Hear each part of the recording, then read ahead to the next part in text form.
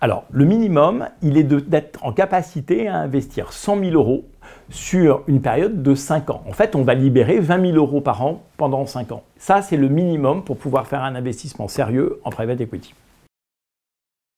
Alors en fait, il y a 3 vecteurs d'investissement dans des fonds de private equity. Le premier vecteur d'investissement, c'est d'y souscrire en direct, un peu comme on le ferait pour des OPCVM classiques ou pour des SCPI. Le deuxième vecteur d'investissement, c'est au travers d'une société civile, c'est-à-dire une petite holding, souvent une holding familiale, qu'on crée et dont on va se partager les parts et qu'on pourra transmettre aux enfants. Et puis il y a effectivement un troisième vecteur d'investissement qui sont les contrats d'assurance vie, plutôt des contrats d'assurance vie au Luxembourg, qui vont permettre là aussi de pouvoir organiser la transmission de mon patrimoine à mes enfants, peut-être d'ailleurs de façon un peu plus simple qu'au travers d'une société civile. Alors ça peut parfaitement être une personne physique ou une personne morale.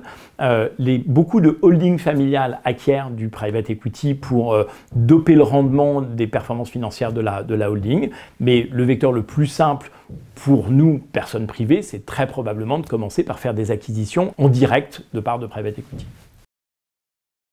La rentabilité est à peu près la même. Il y a un petit peu de coût de frottement dû à la comptabilité de la société civile. Il y a un peu de frais dans les contrats d'assurance vie, mais les contrats d'assurance vie qui portent ces fonds de private equity sont en général assez peu margés.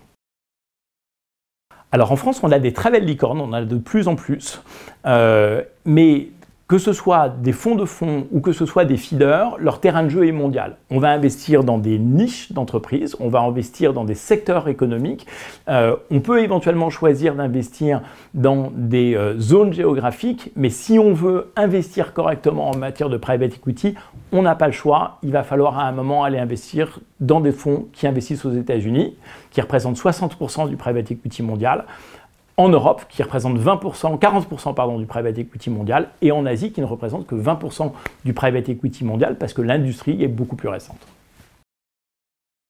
Les fonds de private equity sont de plus en plus ESG, parce qu'en fait, la transformation ESG, la transformation des entreprises, est une véritable source de création de richesse et de valeur. Donc en fait, oui, les critères ESG deviennent de plus en plus présents dans l'investissement en private equity. Il faut prendre contact avec nos équipes. Il faut déterminer, il faut s'assurer ensemble que les fonds de private equity correspondent bien à vos besoins en termes d'investissement. Et puis ensuite, il y a 2 procédures qui vont se dérouler.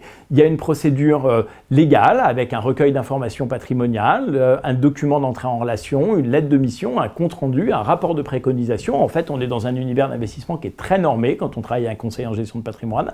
Et à côté de ça, il y a une procédure qui est relativement simple, qui est la procédure de souscription, souvent en ligne d'ailleurs, au fonds de private equity dans lequel on aura choisi d'investir.